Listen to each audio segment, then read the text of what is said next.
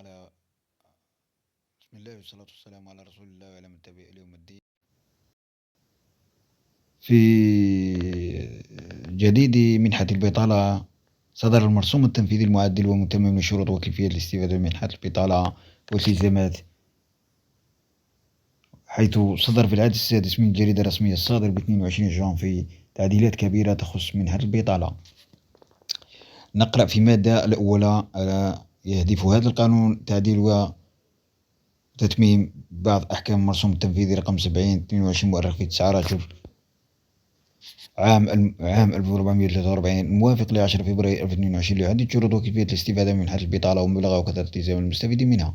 المادة 2: تعدل وتتمم أحكام المواد 4 و5 و7 المرسوم التنفيذي رقم 22/70 مؤرخ في 9 رجب 1443 الموافق ل 10 فبراير سنة 2020 مذكور كما يأتي. المادة 4 بدون تغيير حتى التزامات الآتية: التصديق على التسجيل كل 6 أشهر عبر المنصة الرقمية المخصصة لهذا الغرض بحضور أمام مصالح الوكالة الوطنية للتشغيل المختصة إقليم مكان إقامته. يعني كل 6 mois تروح ترونوفلي بطاقة طالب العمل تاع بيرو مندير، تروح كل 6 mois تبدلها، كي تموت تروح تبدلها. استجابة إلى استدعاءات مصالح الوكالة الوطنية للتشغيل، يعني كي تكون كاينة ركولات مولة بتفوت زعما تفوت تيست لازم تستجيب الاستدعاء سواء عن طريق الهاتف أو ما شابه ذلك. عدم رفض عرض عمل واحد مطابق لمؤهلاتي، يعني ترفض طلب عمل واحد يرموك يسوق، يعني يتم حذفك من شهادة من استفادة من منحة البطالة. البحث بصفة فعلية عن تكوين تأهيلي ومتوج بشهادة، يعني لازم تحوس فاني على تكوين تأهيلي هما يعيطولك.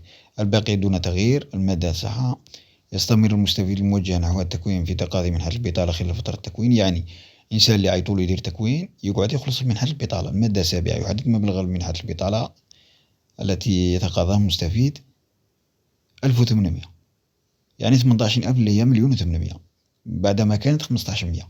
يستفيد المستفيدون من جهاز منحة البطالة من الأدوات العينية بعنوان تأمين على المرض، يعني كارتشيفا.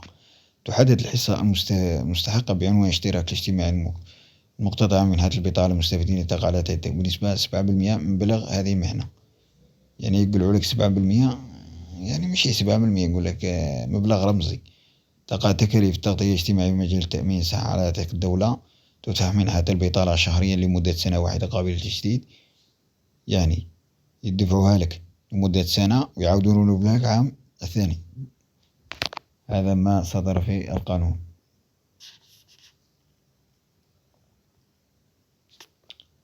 هذا ما صدر في قانون منحة البطالة.